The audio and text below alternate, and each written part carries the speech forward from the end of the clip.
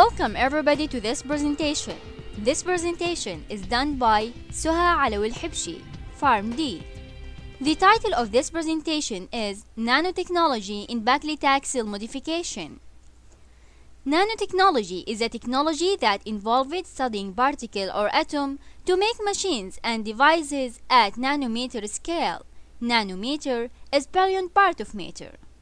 To imagine the smallest size of nano, scientists estimate that the diameter of single human hair is around 80,000 nanometer. Also, the width of single red blood cell is equal approximately 7,000 nanometer. What is the advantages from reach to nanoscale? Imagine if we have any matter, for example like this cube. If we divided this cube and continue divided until nanometer scale, these nanoparticles will have new properties, different about properties of the same matter in big scale. For example, silicon elements, as you see, is it has any photonic properties? Of course no. But when we reach to nanoscale of silicon, it will has new photonic properties. And the first scientist discovered this fact was Muslim Palestinian scientist who is Professor Munir Naifa.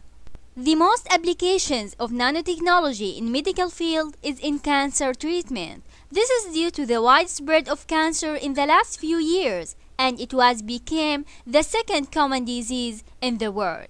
Cancer is a group of over 100 diseases characterized by abnormal and uncontrolled cell growth. In a healthy body, cells grow, then die, and replace in very control.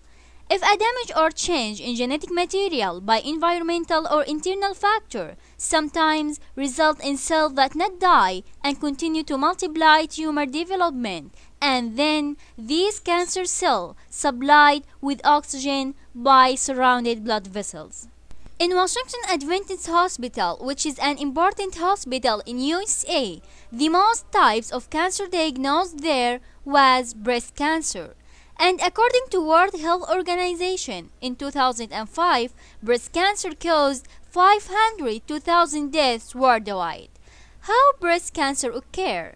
Normal breast composed of 5 parts: lobes, lobules, fat, milk duct, and stroma. During pregnancy and breastfeeding, lobules produced milk that traveled into nipples through the duct. Inside those ducts where the most cancer cells begin. However, breast cancer may start from any part of the breast.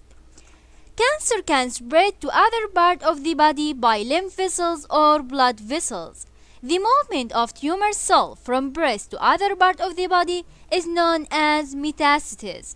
So, metastatic breast cancer is a stage 4 breast cancer that spread from the original breast site to distant organs like liver, bone, lung, and brain. The National Cancer Institute improved many methods for breast cancer diagnosis like ultrasound, mammography, MRI, and PET scan. In patients who not respond to hormonal therapy or in patients with rapidly progressive disease, chemotherapeutic drugs are most commonly used as palliative therapy. One of the chemotherapeutic drugs is paclitaxel that come from taxane family. The reformulation of paclitaxel into nanoparticles make it 18 times more effective than conventional paclitaxel, and these nanoparticles of paclitaxel can bound to albumin in the same drug formula, and this is lead to discover a new drug which is known as Abraxane. Nanoparticles albumin-bound paclitaxel. Paclitaxel is approved by FDA in 2005 for treatment of metastatic breast cancer after failure of combination chemotherapy or relapse within 6 months of adjuvant chemotherapy. However, Canada in 2006 became the first country to approve this drug as a first-line treatment for metastatic breast cancer. The role of nanotechnology in paclitaxel.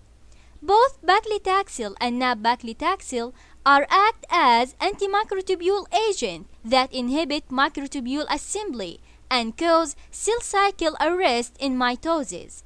The role of nanotechnology here in the amount of drug that reach to cancer cell.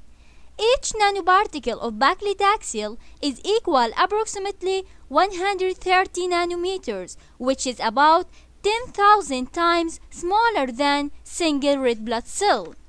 Once nab-paclitaxel reaches to circulation, it will be bind to GP60 receptors in vascular epithelium cells, leading to formation of cavula that facilitate nab-paclitaxel to reach in large amount in tumor cell. In infusion time, both nab-paclitaxel and paclitaxel are given IV infusion, but paclitaxel is administered in 3 hours. On the other hand, the nab-paclitaxel is administered only in 30 minutes. The dose of nab-paclitaxel is 260 mg per meter square every 3 weeks until progressive disease or until completion of 6 cycles, with 2 additional cycles if a complete response was observed. Pharmacokinetics. Distribution. The distribution of nab-paclitaxel is 632 liters per meter square, which is higher than paclitaxel, and between 89 to 98% of the drug is bound. Metabolism. Both paclitaxel and nab-paclitaxel are metabolized by CYP2C8 to one major metabolite, and by CYP3A4 are metabolized into 2 minor metabolites. Drug interactions for both drugs.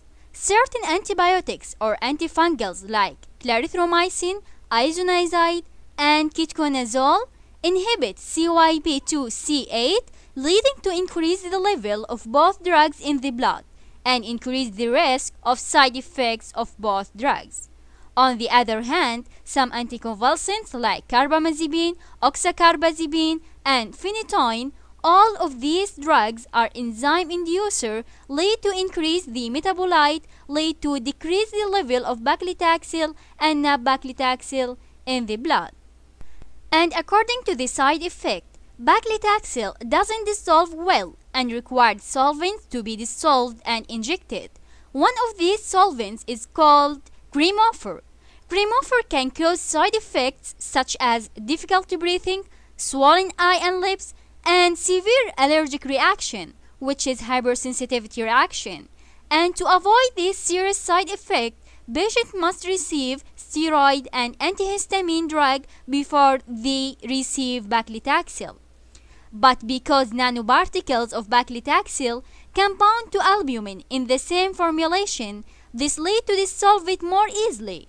Cremophor is not needed, making the drug much less irritating, and no need to take steroids before receiving nab-paclitaxel.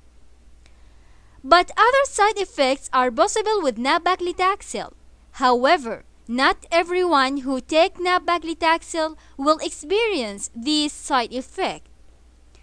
And in case of severe neutropenia and severe sensorineuropathy, the dose must be reduced from 260 mg per meter square to 220 mg per meter square. And for recurrence of severe neutropenia or severe sensorineuropathy, additional dose reduction should be made to 180 mg per meter square. Warning: both drugs should be administered under the supervision of physician experienced in the use of cancer chemotherapeutic agents. Should not be administered in patients who have baseline neutrophil counts of less than 1500 cells per millimeter cubic. And don't distribute nab-paclitaxel with other paclitaxel drug. Pregnancy category. Both drugs are pregnancy category D. That means there is positive evidence, but potential benefit may outweigh potential risk. And in nursing mothers, it is not known whether are excreted in human milk or not. And according to the price of paclitaxel is $150 per 1 dose, and the price of nab-paclitaxel is $4,200 per 1 dose. These are my references, and finally, I would like to acknowledge everyone who helped and support me to do this work. Thank you very much.